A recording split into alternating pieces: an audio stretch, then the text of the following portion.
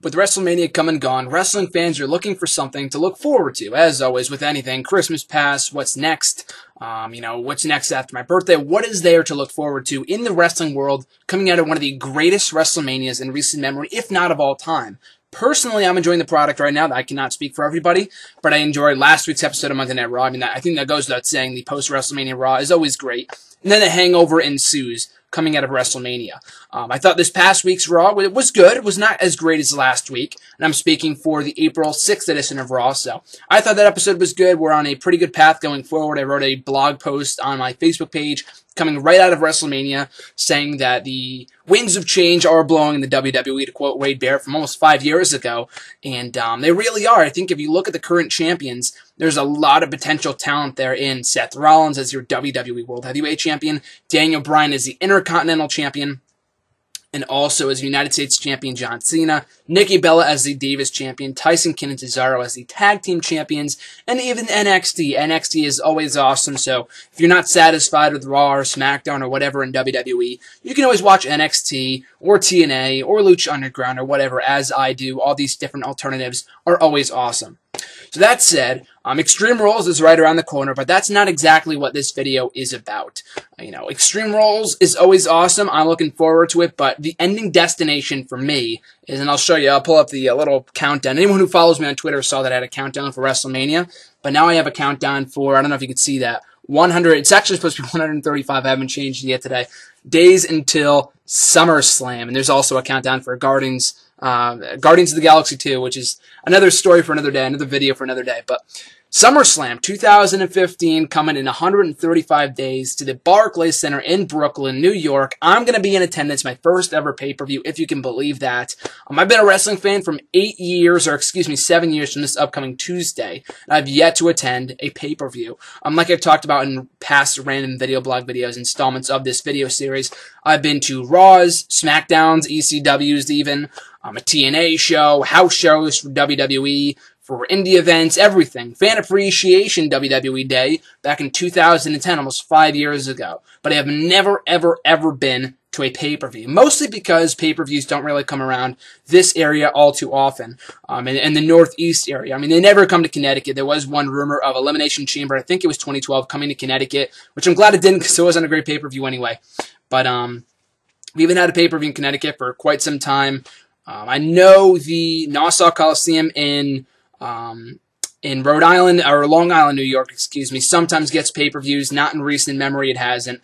I know where I am right now in the Boston area in Massachusetts up at school, they sometimes get pay-per-views. They're getting TLC in December, which I'll probably be attending as well, and that's, quite a ways away, even further back than SummerSlam. But for the most part, we don't get pay-per-views up here in the Northeast all that often. We get a lot of Raws and TV shows and house shows and stuff like that, as I said, but rarely ever pay-per-views. So SummerSlam coming in 135 days. I will be there in attendance with my good friend John and a whole other bunch of people that I know from Twitter and Facebook, all over social media. Hopefully you guys too are attending if you're in the area. Tickets were extremely difficult to get. As soon as I heard that SummerSlam was coming to that area of the country, to my backyard in Brooklyn, New York. I live in Connecticut, but you know what I mean, in the vicinity. I was watching SummerSlam with my good buddy John, who I was watching, who I'm going to SummerSlam with this year, who I bought tickets for as well.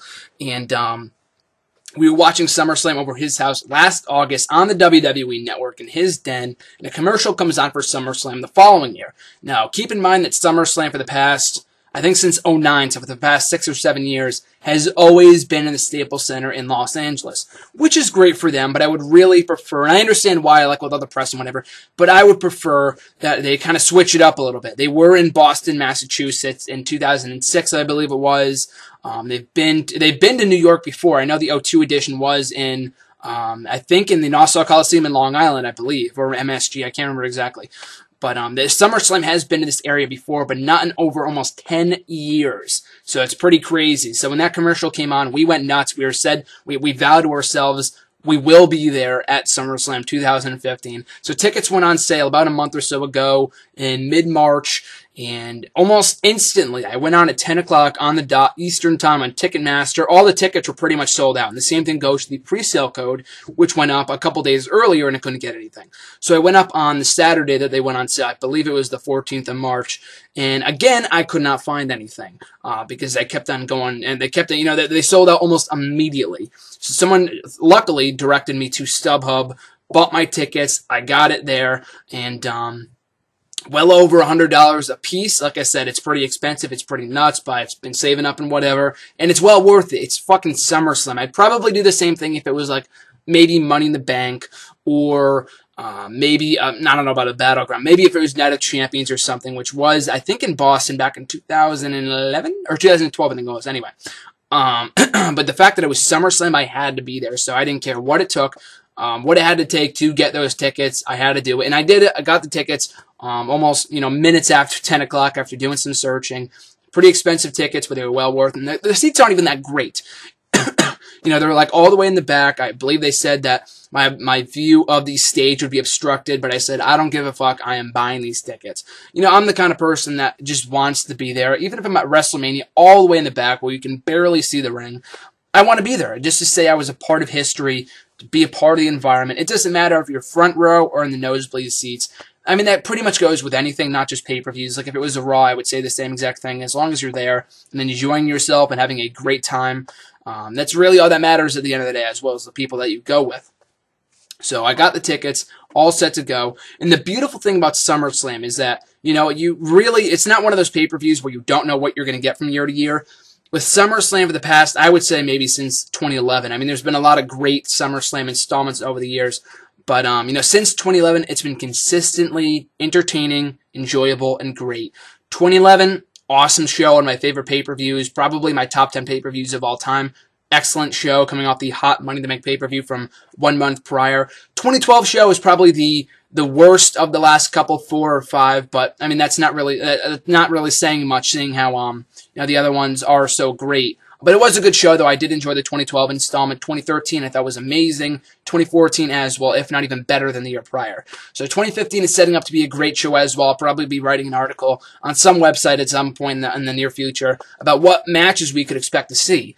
I know Brock Lesnar is going to be in attendance. My first time ever seeing Brock Lesnar wrestle in a WWE ring in person will likely be at SummerSlam, whether he faces Seth Rollins for the championship or whoever. It's going to be a big deal, so I look forward to that. There's a lot of different matches that they could be building towards. Daniel Bryan versus John Cena, too, for the unification of the mid-card titles. There's a lot of different possibilities. That's what I'm liking about this year's SummerSlam, and I keep on mentioning it coming out of WrestleMania. Because of what WrestleMania, how it was so great.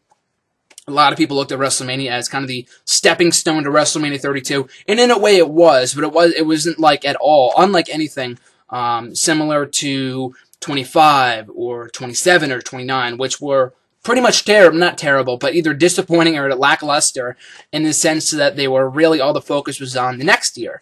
And the odd number of WrestleManias have not been doing well in recent years, and thankfully they broke that streak this year. And not only was 31 kind of setting up stuff for 32, but it also was very enjoyable in and of itself, but it also set up a lot of stuff for SummerSlam. I know the Ronda Rousey, Stephanie McMahon thing, if it even happens, I'm kind of skeptical as to whether it will. Would love to see it happen. I'm just kind of skeptical as to whether it will, due to contractual issues and stuff like that. That could very well go down at SummerSlam too. Like I said, SummerSlam, the second biggest pay-per-view of the year behind WrestleMania. And a lot of people say, oh, it doesn't really feel as such. It doesn't really feel like the second WrestleMania, the show of shows of the summer. And I disagree. I think SummerSlam has kind of lived up to the hype in recent years and kind of capturing that feel of being a second WrestleMania in the calendar year during the summer season. It really kind of has lived up to that hype and dating back to 2011, as I said before. And the special thing about 2015, the 2015 installment of SummerSlam is that I will be in attendance among many other of my friends, wrestling friends and whatever. So it's going to be a great show. I look forward to that. So if you're asking yourself right now, we're coming out of WrestleMania, nothing right now is exciting me, which is BS. There's a lot of stuff to be excited about right now in wrestling, given our current champions and the call-ups, whatever. But if you're one of those people that is asking yourself, what's next? What is there next to look forward to? Aside from WrestleMania next year and Extreme Rules coming up, You have SummerSlam to look forward to, and just like I said before, 135 days. It's going to be one hell of a show. And if you're in the area, let me know. Hopefully we can meet up or something like that. Hopefully we cross paths. That would be great. If I can, meet some of you guys, that'd be awesome. But SummerSlam, 135 days away. Cannot wait for it.